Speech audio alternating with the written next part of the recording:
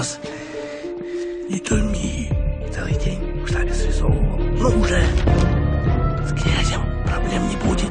А с конем сложнее. Обстругать его придется.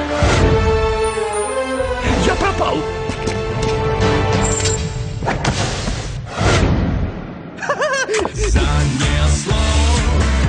Ой, у нас же богатыри есть. Братцы, не достанем, ближе нужно. Поднадежим. С вас 75 копеек. Чего? Как это? У тебя деньги есть? Я что хотел сказать? А ну погоди-ка, ты нам долг пришел вернуть. Бежим!